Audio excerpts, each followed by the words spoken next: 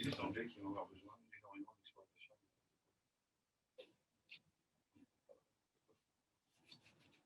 Retour à la normale. Cette présentation est l'occasion de vous informer que la présidence de la FNAIM Entreprise 35 a évolué depuis peu et nous partageons la présidence avec Stéphane Dauphin du cabinet Cushman & Wakefield, avec cette même volonté que nos prédécesseurs de vous offrir la meilleure visibilité du marché sur Rennes Métropole. Notre observatoire continue de s'étoffer afin de pouvoir vous offrir la meilleure représentativité du marché et des données de qualité, et encore davantage durant cette période. Je profite de l'occasion pour remercier nos confrères qui contribuent à la pertinence de notre panorama. Je passe maintenant la parole à Stéphane. Bonjour à tous. On n'a peut-être pas posé la question, j'espère que tout le monde nous entend bien. Pas de souci. 2020, donc année Covid. En 2020, la crise sanitaire a eu un effet dévastateur sur une partie de notre économie. À Rennes, l'immobilier d'entreprise n'a pas été épargné.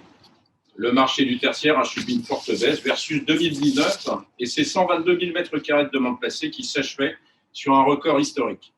Le télétravail, le chômage partiel et les protocoles à mettre en place au sein des sociétés ont conduit nos entreprises à s'adapter dans l'urgence, reportant naturellement pour beaucoup d'entre elles leurs projets immobiliers. Le constat est sévère, mais pas alarmiste. Nous observons tout de même de belles surprises sur notre métropole.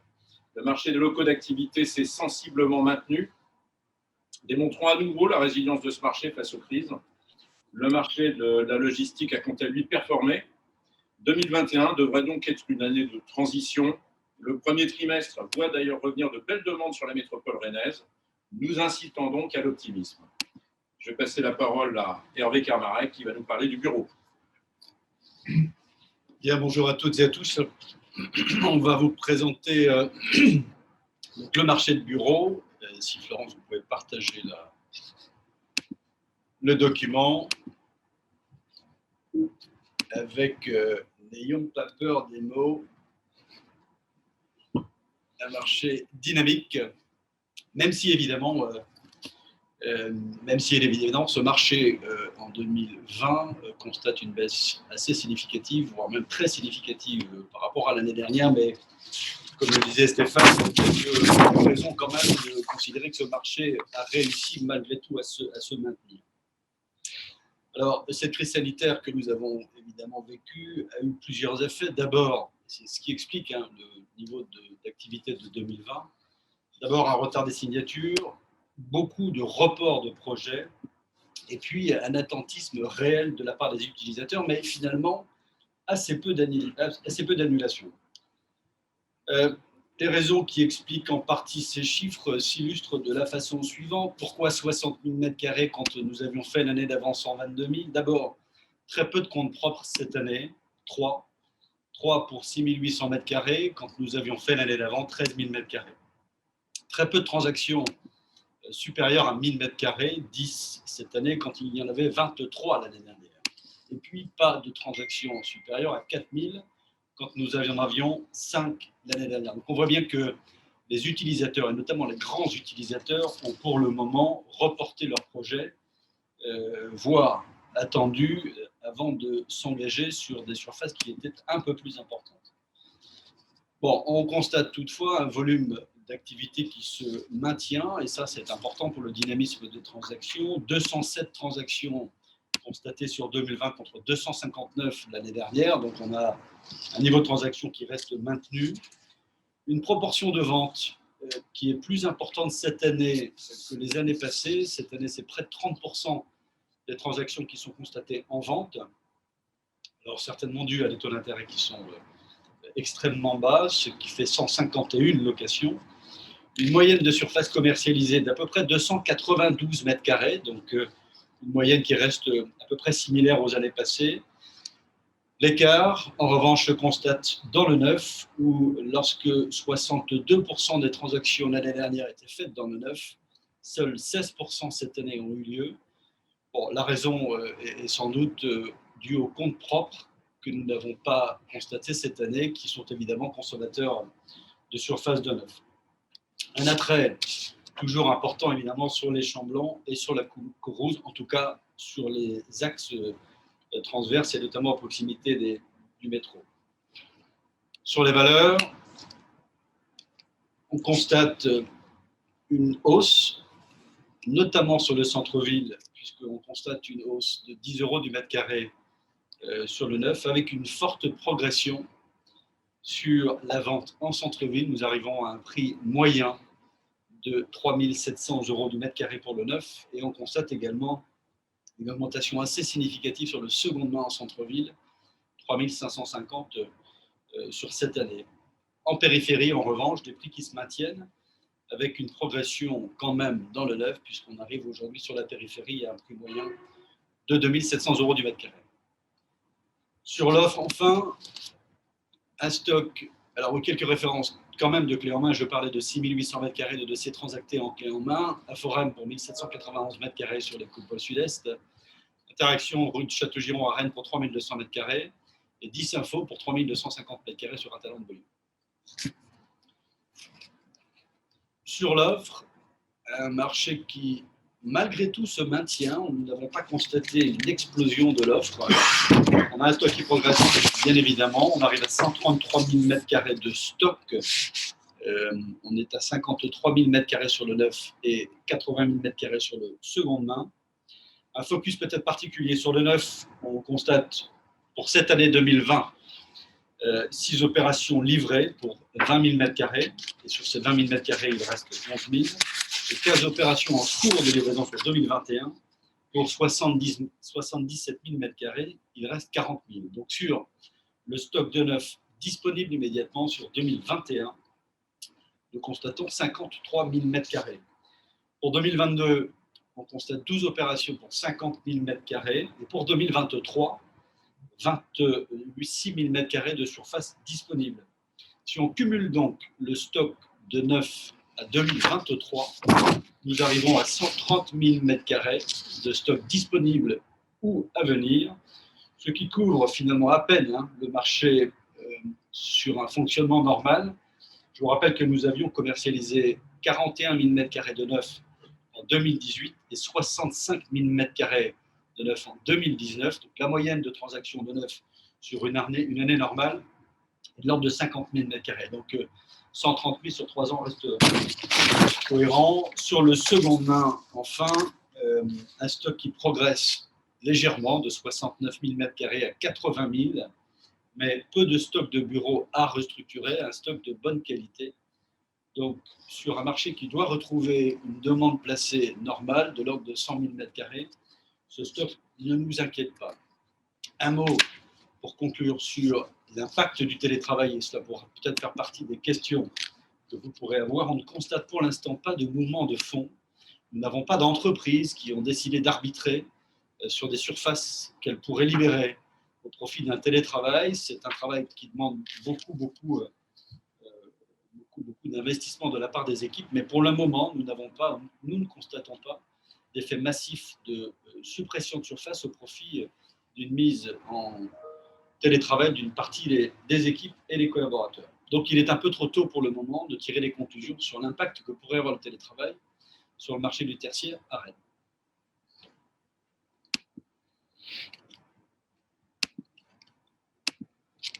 Très bien. Merci Hervé pour cette vision sur le bureau. Quant à moi, je vais vous parler des locaux d'activité. Alors, contrairement au marché du bureau, le marché des locaux d'activité aura été dynamique en 2020 et aura bien résisté. On a une légère baisse du volume transacté, avec 106 000 m² transactés, quand en 2019, c'était à peu près 114 000 m², et un nombre de transactions équivalent. Cela confirme le dynamisme du marché rennais et dans une période incertaine. On se situe au-dessus de la moyenne à 5 ans, ce qui est un bel exploit au vu de la situation. On pourra avoir des regrets par rapport à la période du premier confinement où nous n'avons pas pu faire de visite. Alors, comment pouvons-nous expliquer cette excellente année ? Tout d'abord, ces entreprises ont été moins impactées par le télétravail et les contraintes subies, notamment le taux de présence sur site, et elles ont ainsi pu continuer à fonctionner sans que le Covid ne remette en cause leur stratégie immobilière, leurs besoins et leur développement.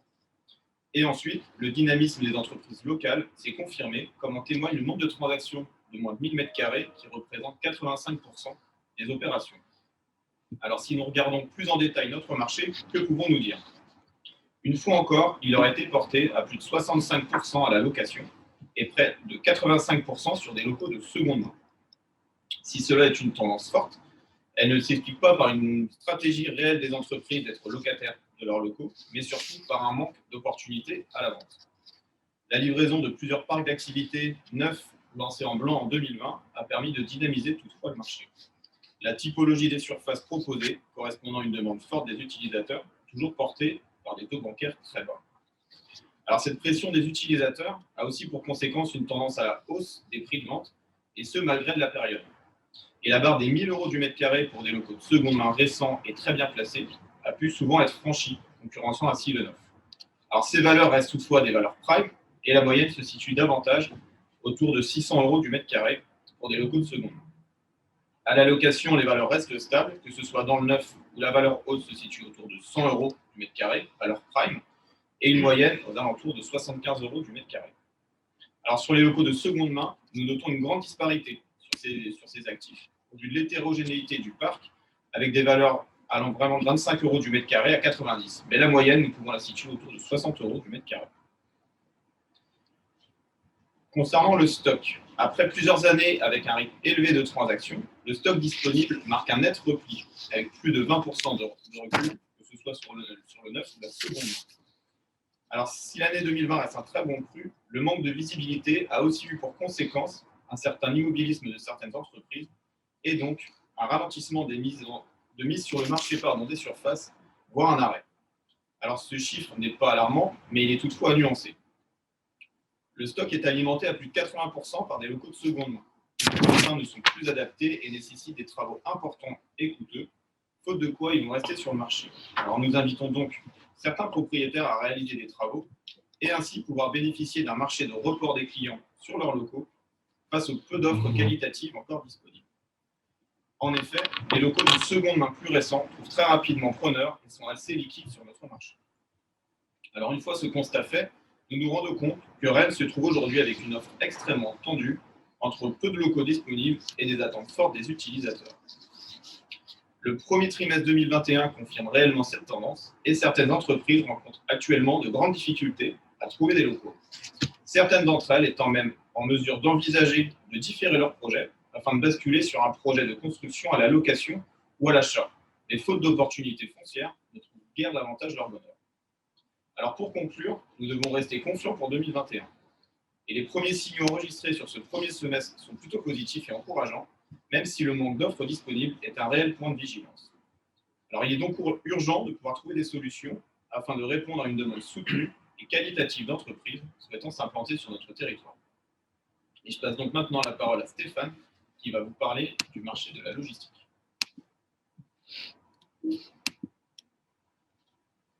Alors, le marché des entrepôts, le marché de la logistique, donc une belle performance pour l'année 2020. Belle performance, en particulier sur les baux commerciaux, qui représentaient 74% de part de marché, qui est un indicateur de confiance sur l'avenir au niveau des prestataires. Et ces 74% ont vraiment été focalisés sur ce qu'on appelle des entrepôts, des bâtiments classe A, c'est-à-dire des bâtiments qui répondent à toutes les normes ICPE que demandent aujourd'hui les utilisateurs. Sur les valeurs ont légèrement augmenté puisqu'elles passent de 41, 42 € le mètre carré des années précédentes à 43 €, qui était une valeur prime sur un bâtiment classe A, une surface de plus de 10 000 m². Donc on peut parler sur la demande placée, donc les entrepôts ont affiché une très très belle performance en 2020, puisque la mise en place du télétravail et du chômage partiel a été un accélérateur fort du e-commerce. Ces nouveaux modes de consommation, donc déjà inscrits et en croissance dans nos sociétés depuis plusieurs années, ont été, entre parenthèses, les grands gagnants de l'année 2020. En parallèle, afin d'éviter des ruptures, il a fallu consolider les stocks. Les conséquences ont donc été immédiates sur le marché de la logistique qui affiche en 2020 une demande placée de près de 80 000 m², soit une progression de plus de 30% par rapport à l'année précédente. Sur ce volume, les grands utilisateurs ont représenté plus de 60% de la demande placée des surfaces supérieures à 5 000 m² sur des entrepôts de classe A. l'évolution de la demande placée sur ces 5 dernières années. On remarque qu'en 2016, on était déjà sur un record. Et 2016 avait été boosté aussi par beaucoup de comptes propres cette année-là, qui avaient un petit peu modifié les chiffres. On va peut-être passer aux références. Sur les références, donc le Roi Logistique, un site travail 5400 mètres carrés à Saint-Jacques-de-la-Lande, à quelle messagerie libérée par Chronopost. Plusieurs candidats étudiaient d'ailleurs ce bâtiment de par ses caractéristiques et son excellente situation. Sur la route de Paris, BSL, donc un prestataire du e-commerce, a pris à bail un entrepôt de classe A de 19 000 mètres carrés en lieu et place d'Intermarché. 5 mois avant le départ du locataire, plusieurs prospects étaient déjà positionnés sur cet actif rare sur notre marché. Le groupe PLG, spécialisé dans la distribution de produits d'hygiène et d'entretien, je recherchais plus grand. Donc, ils ont pris 12 000 mètres carrés au sein d'un entrepôt de classe A à Châteaubourg. Ça va doubler sa plateforme logistique rennaise en 2021. GFS, pareil, avait besoin pour un de ses clients d'un entrepôt classe A, c'est Chaussette sur Châteaubourg, sur un bâtiment de 6 000 mètres carrés. Enfin, Mondial Relais s'est installé au Reux en lieu et place d'une ancienne boîte de nuit qui devenait friche industrielle depuis plusieurs années. Il a fallu donc démolir pour reconstruire. Cette transaction révèle toute la difficulté de trouver du foncier adapté à l'implantation de ce type d'activité. C'est une belle transition pour évoquer l'offre, puisque l'offre disponible a légèrement augmenté sur notre marché. Elle n'est souvent plus adaptée, malheureusement. S'il reste 65 000 m² de stock, il n'y a plus un seul entrepôt de classe A sur le secteur. Alors, la demande s'oriente vers ces grands bâtiments aux normes ICPE. ICPE, je rappelle, installation classée pour la protection de l'environnement et de plus en plus proche des grands bassins de consommation. Donc, le point d'orgue aujourd'hui sur la logistique, malgré un marché hyper actif en 2020, le marché continue sur cette dynamique. Mais, et je le dis depuis plusieurs années, on va se retrouver, et là, je pense qu'on est vraiment au pied du mur, on va vraiment se retrouver confronté à un problème d'offre foncière, de manière à adapter les bâtiments logistiques dernière génération. On parle beaucoup de logistique urbaine, de logistique du dernier kilomètre. Le problème, c'est qu'aujourd'hui, les fonciers ne sont pas forcément adaptés pour développer ce type de bâtiment. C'est un petit cri d'alarme. Je passe la parole à Laurent qui va nous parler de l'investissement. Bonjour à tous. Donc, concernant le marché de l'investissement sur Rennes Métropole, bien évidemment, nous avions, une grande inquiétude en raison de la crise sanitaire en se disant nous allons vivre en 2020 un arrêt fort du marché de l'investissement sur Rennes Métropole. Eh bien, ça n'a pas été le cas. 2 chiffres. L'investissement en 2020 sur Rennes Métropole a représenté 105 millions d'euros, quand, je rappelle le chiffre de l'année précédente, c'était 112. Donc, une baisse, mais une baisse tout à fait modérée. Alors, des explications. Première explication, c'est que, bien évidemment, quand on parle d'investissement, ça prend un certain temps. Ça veut dire que dans les chiffres annoncés sur 2020, et tous les professionnels le savent, il y avait des dossiers qui avaient déjà été dans les cartons en 2019, quasiment transactés en 2019, mais signés en 2020. Donc, à pondérer, et on surveillera de façon très importante les chiffres de 2021, qui eux seront peut-être plus parlants. Deuxième chose, un constat qui se confirme. Il y a 4-5 ans, la métropole rennaise n'était pas, pour les foncières, une cible précise. On regardait ce qui se passait en France, dans les grandes métropoles, Lyon, Paris, PACA, on regardait Lyon, on regardait un petit peu ce qui se passait à Lille, et on ne regardait pas l'Ouest. Si on regardait l'Ouest, on regardait Nantes, et on ne regardait pas Paris. C'est devenu totalement faux. Sur la carte de la majorité des SCPI, Rennes est devenue une ville cible. Ce qui était vrai sur les 3 dernières années s'est confirmé en 2020 et on l'a vu dans différents investissements, notamment dans le secteur de la gare sur les programmes Identity, mais pas que, mais aussi sur des programmes au Champ-Blanc,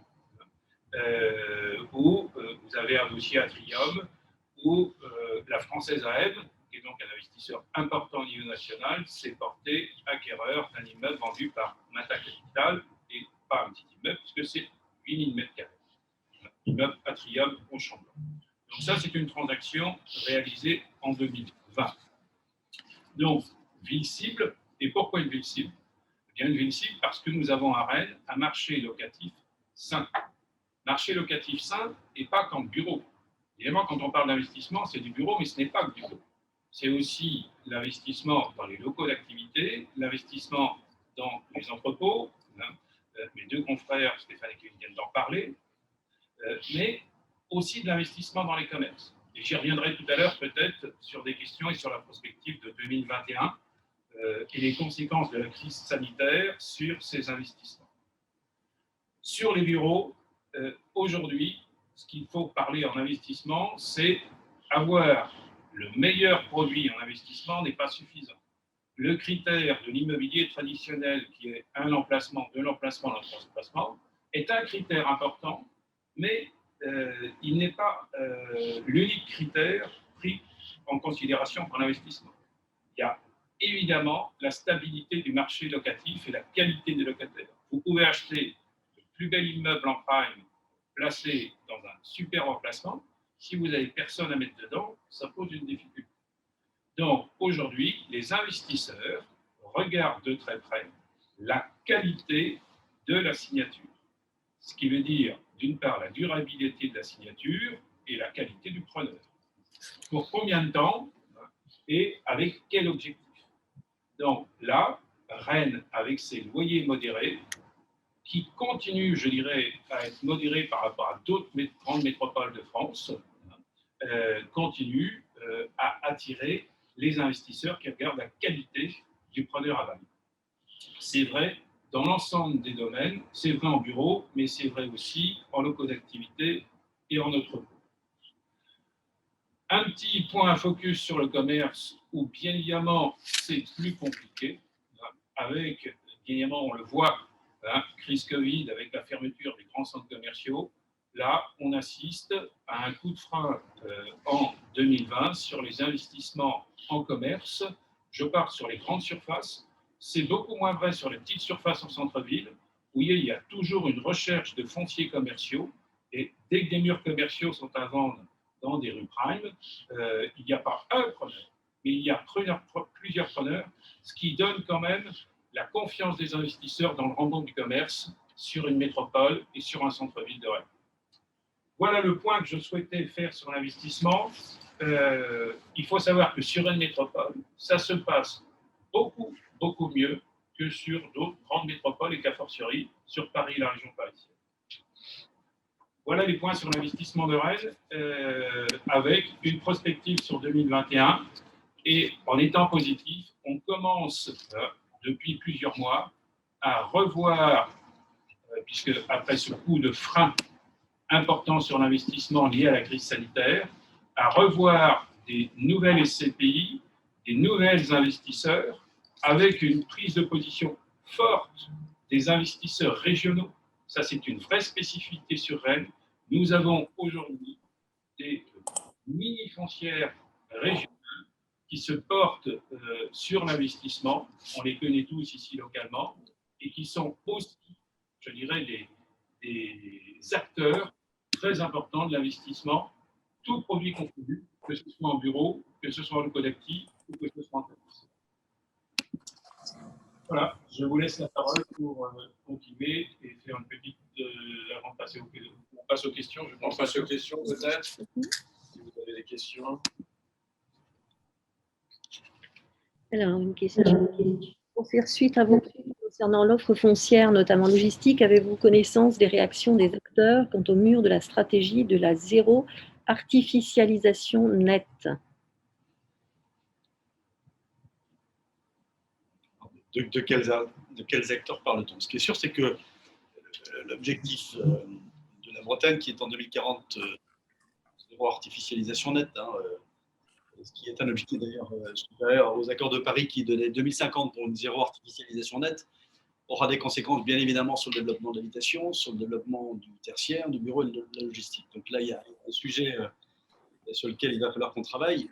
Il y a un second sujet, c'est qu'en Bretagne, on ne constate pas, et mes confrères confirmeront, beaucoup de friches industrielles et qui permettraient le réemploi de ces surfaces inutilisées en surfaces constructibles. La Bretagne, c'est 400 000 nouveaux arrivants d'ici les prochaines années. Et donc une pression foncière qui va devenir extrêmement forte, aussi bien pour la partie habitat que sur la partie, sur la partie donc, ce sujet-là, zéro artificialisation nette, il va falloir qu'on travaille avec les élus pour trouver des solutions pour que les entreprises puissent continuer à se développer, pour que la logistique qui a besoin de surface foncière puisse continuer à s'installer sur notre territoire, parce que c'est quand même un peu le sens de l'histoire. Ce sujet est un vrai sujet. Exactement. Oui, non, je comprends complètement ce que tu dis. Et c'est vrai que c'est un sujet qui ne s'applique pas forcément qu'à la logistique, mais à tout le développement.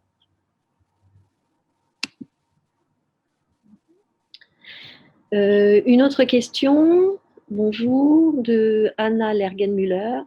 Vous avez évoqué le dynamisme de la logistique. Quid de la logistique urbaine? La logistique urbaine, en effet, c'est un vrai sujet, un sujet d'actualité. La logistique urbaine va générer tout ce qui est, entre guillemets, propre, responsable. La seule problématique de la logistique urbaine réside dans le fait qu'aujourd'hui, nous sommes sur un marché qui, malheureusement, est peu offreur de foncier pour pouvoir développer ce type de logistique. La logistique urbaine, il faut qu'elle soit parfaitement connectée finalement à nos bassins de consommation. Donc, il faut qu'elle soit en première couronne de nos villes. Donc, qu'elle soit positionnée dans ces endroits-là, qui restent des endroits stratégiques. Aujourd'hui, malheureusement, nous sommes en manque de foncier, en cruel manque de foncier, pour pouvoir développer ce type de logistique qui, en effet, la logistique d'aujourd'hui, mais aussi la logistique de demain. Donc, la logistique urbaine, on en parle de plus en plus, mais il faut aujourd'hui qu'on s'organise pour pouvoir l'accueillir. En rajoutant une contrainte qui est la définition des zones de faible émission qui vont contraindre les transporteurs à modifier leur flotte de camions pour accéder aux zones urbaines, ce qui rendra encore un peu plus compliqué la logistique.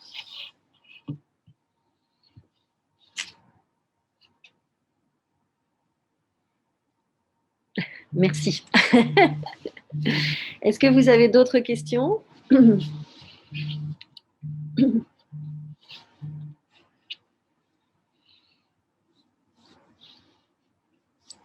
Bon, j'ai l'impression que, messieurs, vous avez été très complets dans votre exposé.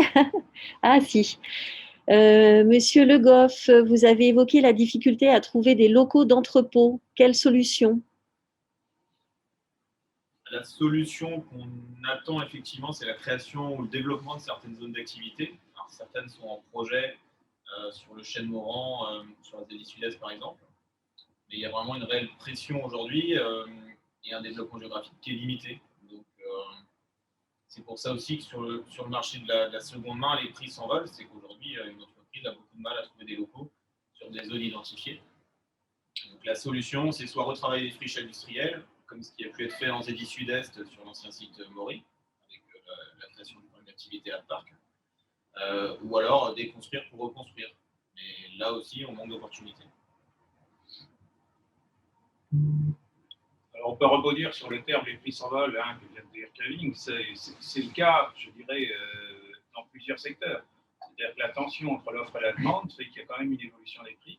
C'est tout à fait vrai aussi en investissement en matière de bureaux, où à partir du moment, et preuve en est, regardez le nombre de panneaux que vous voyez de bureaux à vendre, je dis bien, en centre-ville de Rennes, cherchez-les, et quand vous en avez, téléphonez-moi. Il n'y en a pas.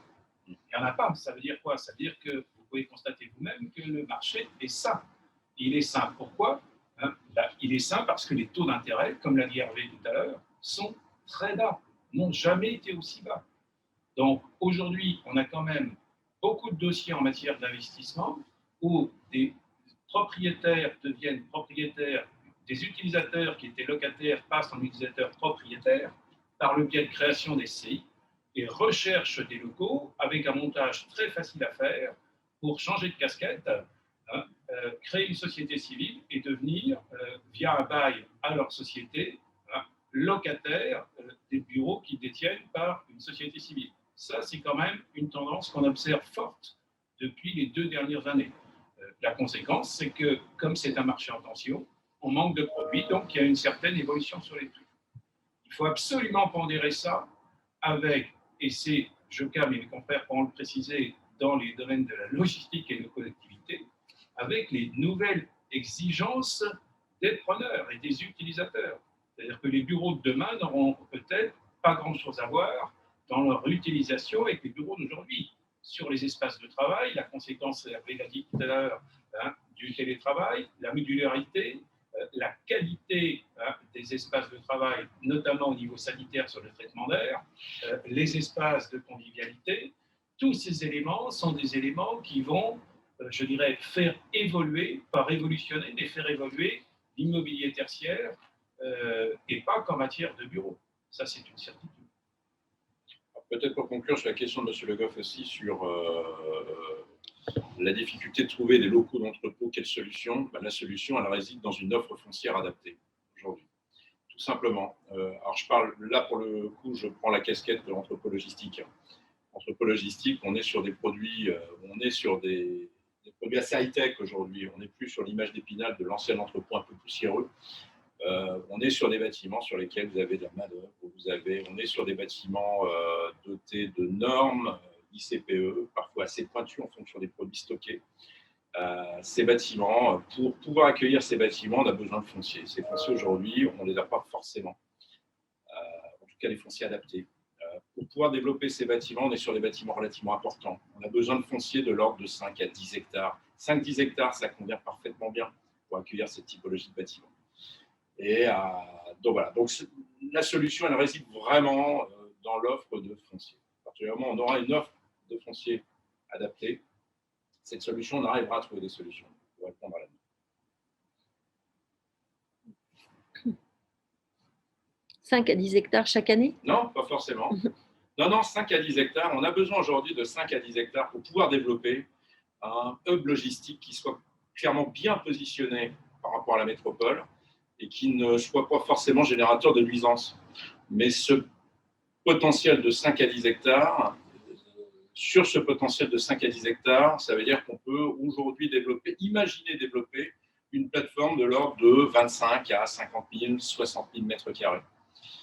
C'est tout ce dont on a besoin. Il ne faut pas oublier qu'un entrepôt logistique, c'est un produit assez pointu, avec des cellules de 6 000 mètres carrés, qui restent des cellules ultra standardisées, mais qui répondent à une demande.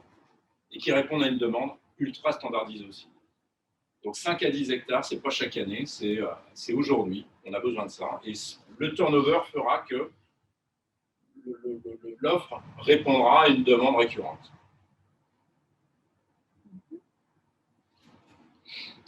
Je rappelle à ceux qui voudraient poser des questions que pour le faire par écrit, vous avez un petit icône sur la barre de menu qui ressemble à une bulle. Il y a écrit « Converser » et vous pouvez, en cliquant dessus, écrire votre question.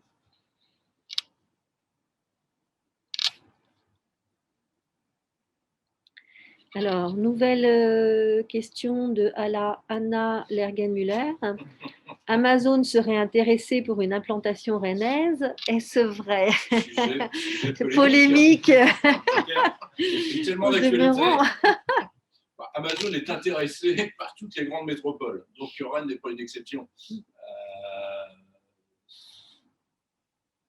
Donc oui, Rennes fait partie des zones d'intérêt, en effet, pour Amazon. Mais je pense que la polémique est assez moins là-dessus.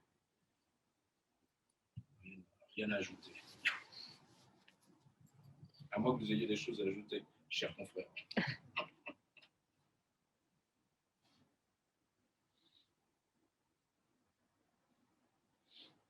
Une autre question?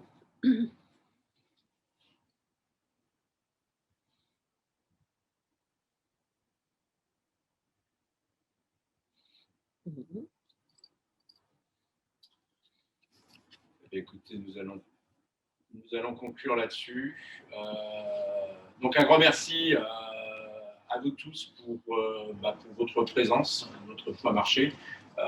Petite particularité cette année, nous allons essayer d'organiser, alors organiser peut-être pas forcément en visio, mais en tout cas par voie de presse, des petits points marchés périodiques tous les trimestres. On traverse une période quand même assez particulière, de manière à ce que vous soyez informés quand même de l'évolution de notre marché, tant sur le bureau, l'activité, la logistique, l'investissement, sur l'évolution de notre marché tous les trimestres, en tout cas sur le marché de la métropole rennaise. Voilà. Vous adressez Oui. presse par mail. Oui, oui, tout à fait. Oui, on va vous envoyer, comme tous les ans, un document qui compile l'ensemble des chiffres qui ont été présentés ce matin. On a retour de remerciements. Merci pour ces retours chiffrés et les points marchés réguliers seront toujours appréciés. Réaction immédiate. Et merci à nos confrères aussi qui ne sont pas autour de la table de contribuer justement à la mise en place de ces chiffres qui consolident bien évidemment et qui nous donnent une certaine pertinence sur la consolidation de ces chiffres. On conclut ?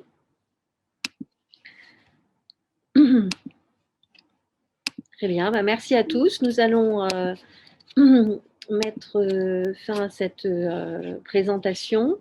Merci à tous pour votre participation et puis à l'année prochaine. À l'année prochaine. Avant, pour les… À l'année prochaine. À bientôt. Au revoir. À très bientôt. Au revoir. Au revoir à tous.